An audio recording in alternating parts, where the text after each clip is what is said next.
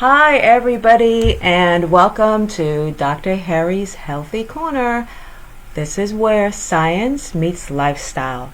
And I'm so excited to be back with you guys. I haven't been with you for such a long time, and yay, I'm back on Wednesday at 7:30, and today we're going to talk about dementia. Now, did you know that it is estimated that 5.8 million people in the United States suffer from dementia currently? And it is estimated that from 2015 to 2060, that number is expected to about triple. And so we'll have about 14 to 15 million people suffering from dementia. And the bad news for some of us is that for African Americans and Hispanics, that number is expected to be even more so. That's going to be the highest percentage increase rate of dementia and Alzheimer's. So that is pretty concerning. And that is why today I wanted to talk a little bit about dementia. And I wanted to see if you had any questions about it. You can imagine that if 5.8 million people suffer with dementia, that there are multiple families affected by this, right? So it's not just people who are suffering with dementia, but multiple people are also affected by this, because we have the caretakers, we have the children of people suffering from dementia. So most of those cases are above people above the ages of 65, but there's a small percentage of those cases where the individuals are less than 65. So they might be as young as 40 something. Some of you may have seen the case of the OBGYN, the female OBGYN, who actually started developing dementia symptoms in her 40s, and by her 50s it was a significant case. And of course, many of you are familiar with B. Smith, who has suffered, as we know, is currently suffering from dementia, currently is coping and dealing and having a family situation with dementia. So some of us, I'm sure many of us, sometimes we may think if we forget our keys somewhere, we might start wondering, oh my goodness, is this a sign for me? And so it's very concerning. When we say from 2015 to 2060, we're including not only us, but this applies to our children as well. So as you can see, this is really concerning, and we want to be able to see, currently there are no real good treatments for dementia. So the key here, until that happens, may be prevention. And that is some of the things that we are going to talk about, right? So what causes dementia? Well, no one really has a specific answer. It's thought to be a compilation of different complex influences. So we may have a genetic influence, environmental influences, lifestyle, medical conditions. All of these can contribute, and in the susceptible individual can create the signs and symptoms of dementia. Now, Alzheimer's is a form of dementia, and so that may be the form that most of us are very, very familiar with, right? So some of the medical conditions that seem to be associated with a higher risk of dementia are conditions like high blood pressure, heart disease, of course, strokes, and diabetes, right? So in fact, sometimes dementia Alzheimer's is referred to as the diabetes of the brain. And so those are conditions that are associated with it. And of course, we know there's some lifestyle conditions and some foods that are associated with dementia. So some of the conditions that are associated with dementia in terms of lifestyle: smoking increases our risk of dementia, alcohol intake increases a risk of dementia, and for many individuals, and of course trans fats and intake of large amounts of saturated fats seem to be associated with an increased risk of dementia as well, and decreased risk and decreased intake of plant-based foods seems to be associated with an increased risk of dementia. So what are some signs and symptoms of dementia, right? what are some signs and symptoms? So some signs and symptoms may be something like forgetting recent information. So you might find someone just asking you to repeat the same information over and over again. Now, they may have asked you the same question about 5 minutes ago, and then they're asking you the same question like 5 minutes later, and it's really as if this information is all new to them. So that might be one of the signs. Another sign may be the trouble following like a familiar recipe or playing a game that they've played for a very long time. So they may have difficulty just following directions, difficulty remembering rules of a game. And the other thing that may happen is that you may notice that they may have difficulty remembering the routes even to their favorite place. So their routes to the favorite coffee shop down the street that they frequent all the time, or going to the library or the supermarket. They may get very confused about that, and sometimes they may be someplace and don't really recall how they got there or why they're there. Now, I know many of us have momentarily perhaps gone into the kitchen and kind of forgotten, like, why did I come to the kitchen? I knew there was something that I wanted, but there was a thought process about as I knew that there was something that I wanted, but the person who is exhibiting signs of dementia may not have any idea at all why they are there. So, and an early sign of perhaps dementia is, interestingly enough, loss of a sense of smell.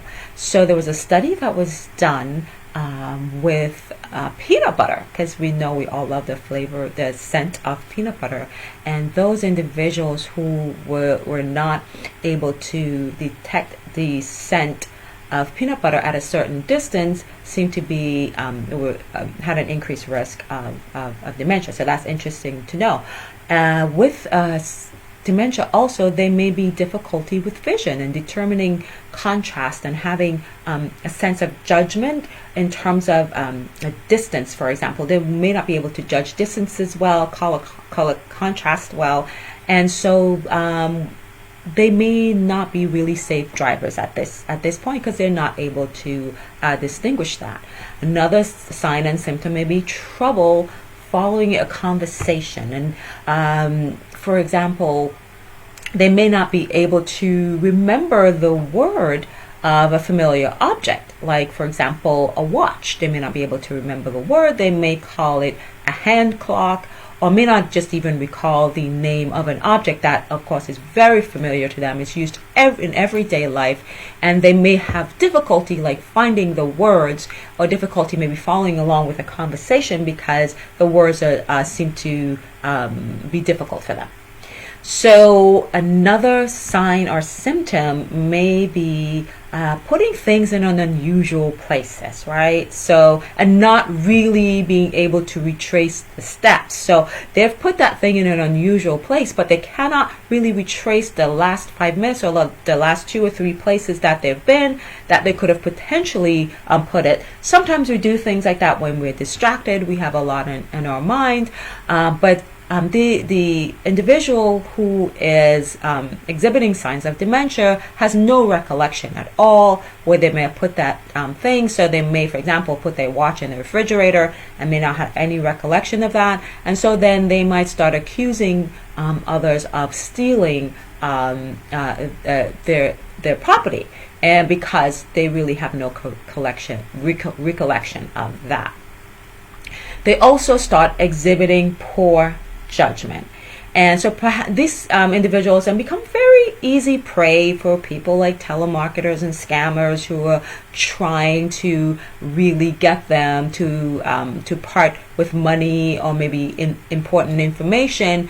And so they start exhibiting very poor sense of judgment, start exhibiting less attention to detail and grooming, which is also, so that person looks very unkempt at that point. And so they look very unkempt, and they're not really able to, they look a little bit disheveled. The other thing that may happen is they may start isolating themselves from friends, family, social situations, projects that they've enjoyed being involved with. And so they may start isolating themselves from that. And so you may start noticing them withdraw. And some of it may be, sometimes they are certainly maybe aware of some of the forgetfulness. And so they may not want to participate in that. And that is part of this syndrome as well. And there might be a significant change in moods and personality. They may start exhibiting anxiety behavior, very suspicious behavior, very fearful. They may become very fearful, very easily upset if they're out of their element. So they can become very anxious and you lash out and say things that, of course, may seem very hurtful to the person that they're saying them to. But this is all part of the disease. So that's important to remember. So these are some signs and symptoms of dementia. So if you're seeing a loved one exhibiting some of these signs and symptoms, you may want to take them to the family physician and have them evaluated. They may be sent to, at that point, a psychiatrist or a neurologist for the evaluation, because there are other things, of course, that can cause these kind of signs and symptoms. So those things need to be ruled out first, and then they will be further evaluated. So, of course, we talked a bit about genetics. Luckily for us, there are a very small percentage of individuals with significant genetics that usually, very small percent, that usually develops dementia based on genetics. Most of us, though, even though we may have some genetic predisposition, for example, like the gene apoprotein E,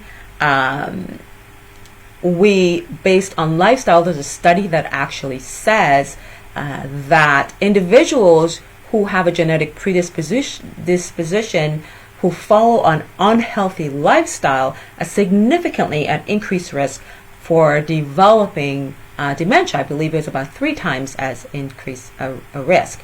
Now, the interesting thing with dementia is that out of those 5.8 million people who are affected with dementia, 2/3 of those people are women.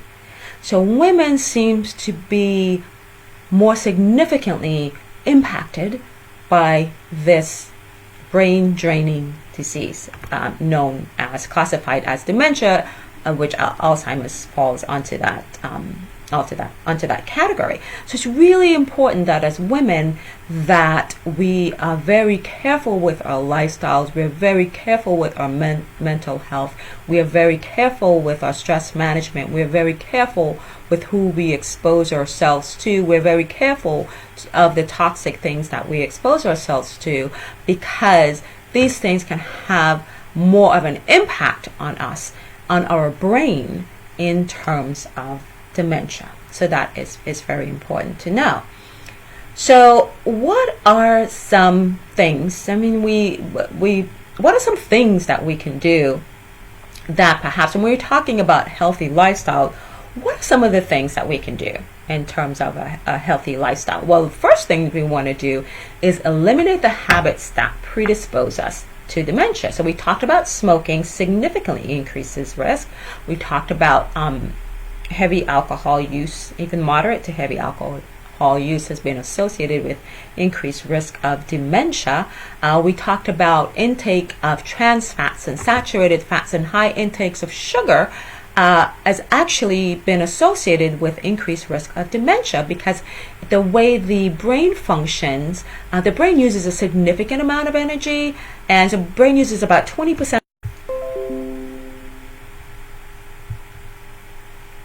So sorry about that. There was a slight lapse. Okay, so the brain uses a significant amount of that energy. So when the brain is using all of that energy and performing all of those functions, there's just a lot of chaos going on. There are a lot of damaging free radicals.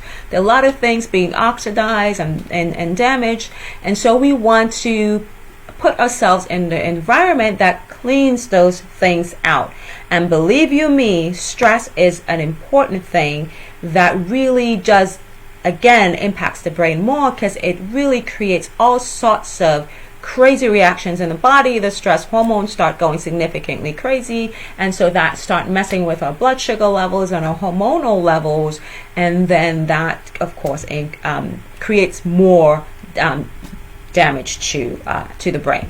So those are some lifestyle modifications that we can do. So if you look along the screen, you will see on the right hand side, you will see some of the things that we're talking about that can help. So we see no sugar, right? No sugar. So that donut is out, right?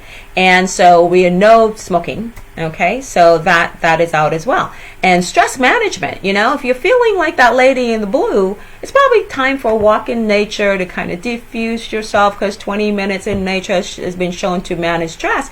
But it's also important to work on developing long-lasting habits that reduces your response to stressful events, because stressful events will always happen. We need to be able to modify our reactions around those events so it doesn't create such a significant impact on the body. Okay, so that's important to know.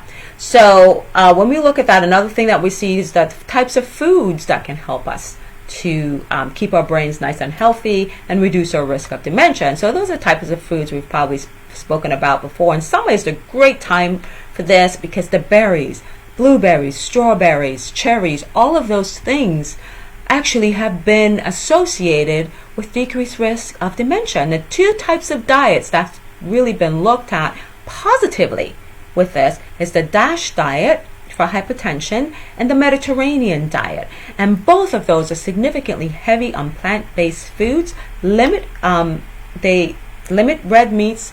They're significantly high in essential fatty acids, which come from things like fish, so your fatty fish. So the sardines lovers out there, hey, sardines are there, salmon, tuna, those kind of fish. Of course, there's some concern about contamination in those fish with heavy metals, but that's something that we'll talk about later. Vegetables are super, super, super important here. So because they are great antioxidants, they also have significant things in them that really kind of keeps the brain clean, okay?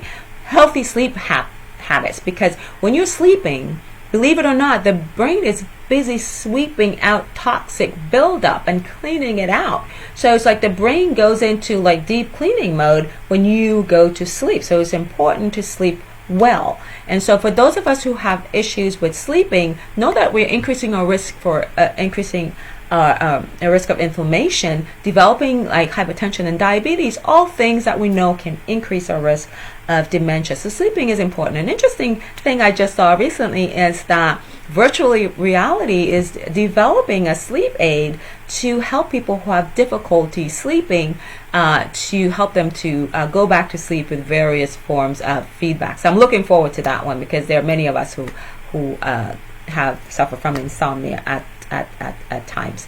And then activity and exercise. A recent study came out that says the type of activity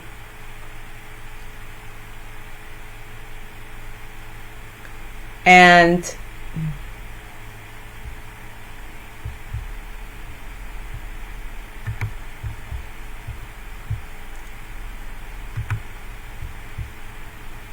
the recent study came out and says in terms of activity, so in terms of activities, the activity that seems to help the most is high intensity interval training, and that seems to provide blood flow to the brain and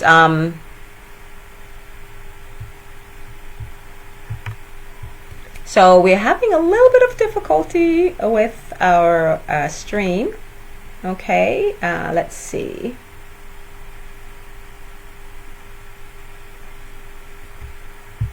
Okay, OBS is having a little bit of difficulty.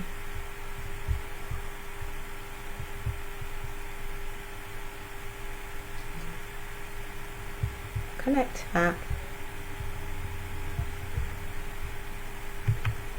Okay, so here we are.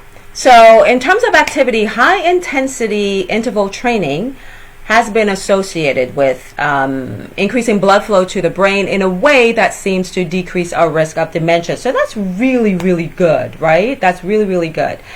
So that's a type of exercise that seems to be more beneficial than continuous exercises. The great thing about high intensity exercise is that the great thing about it is that it doesn't have to be for hours and hours and hours at end. You can really exercise for about 15 to 20 minutes and get that really good workout in that can help to protect the brain. So that you'll see in the little corner there as well. And then friendships. Friendships, socialization, so important for women, because it really has been shown to keep us healthy. So it's important for us to stay on track with our friendships. It's important to us to find friends that nourish us. As women, we do well in marriages that are supportive, for example. We don't do well in marriages that are confrontational or bad marriages. So we really need good relationship. Interestingly, another study came out with women and found that women who worked, and before we get super upset about that, women who work actually had a significant decrease, who worked in their life has a significant decrease in risk of dementia or cognitive decline. So much so that it seems that moms who did not work actually had a 61% faster increase of decline in memory. That is significant. So here's what I think. I don't think it's necessarily about working outside of the home, but I think it's about going somewhere. It's about continuing to learn things. It's about being around people. It's about being able to socialize. It's about being able to support yourself. It's about feeling more independent, which makes you feel more less stress. So I think all of those things really go into what this study is speaking to. And I think when this study is dissected, I would believe that is what we will find out. So it's important to do those kind of things, and also to activate the brain and keep the brain busy. It's important to keep learning.